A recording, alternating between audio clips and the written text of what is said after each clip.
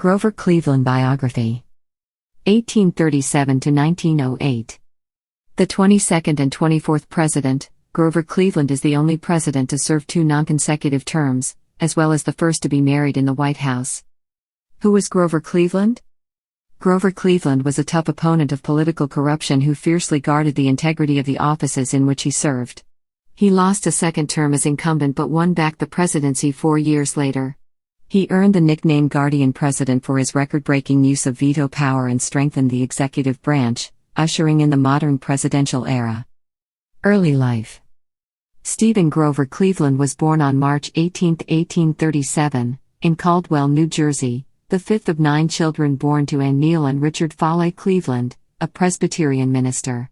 The family moved several times around central New York State for his father's posts, but the Reverend died when Grover was only 16, and the teen had to forego finishing his education to go to work to support the family. Cleveland worked with his older brother at the New York Institute for Special Education, which would become an abiding concern, and then as a clerk and part-time law student while in Buffalo. The knowledge he gained from these experiences helped him pass the bar exam in 1858 without any structured formal study.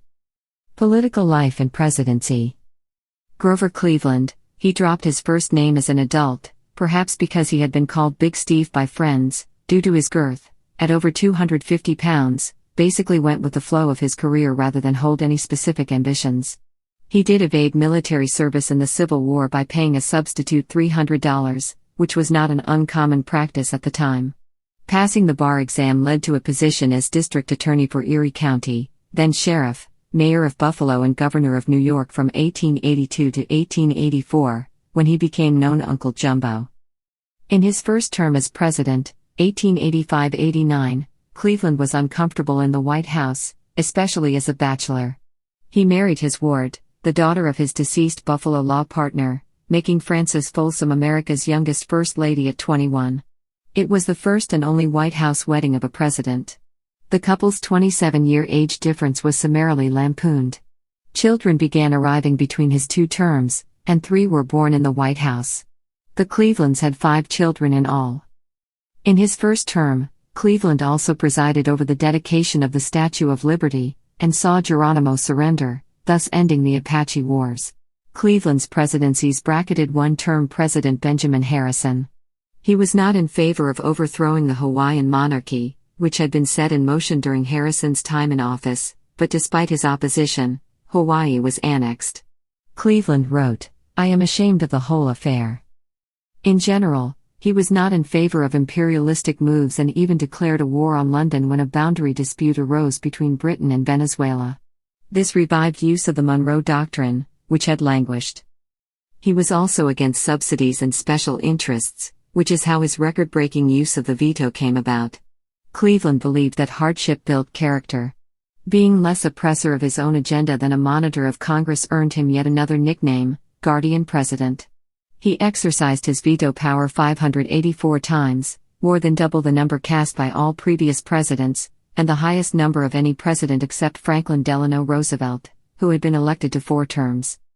Overall, Cleveland's second term, 1893-97, was more fraught, and saw him dealing with the Pullman strike and other outcroppings of the most severe depression the country had seen thus far. His hard line lost him the support of his party. After leaving office on March 4, 1897, he continued to weigh in on political issues, occasionally consulting with Theodore Roosevelt, but unlike TR, he was opposed to women's suffrage, believing that sensible women didn't want the vote. Death and legacy.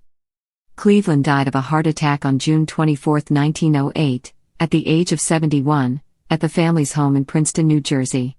The children were all away at the family country home in New Hampshire, but his wife Frances was at his bedside.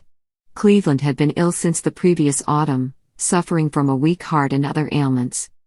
He was a hard worker, and idealistic, once saying, "I have tried so hard to do right." Cleveland had an excellent memory, presenting his legal arguments extemporaneously. He was the only president to deliver his inaugural addresses without notes up to that point. He said, "Someday I will be better remembered, but he is one of our lesser-known presidents." An unusual aspect of his legacy, a body part of Grover Cleveland's resides at the Mutter Museum in Philadelphia. It is his secret tumor, and epithelioma removed from the roof of his mouth during his second term.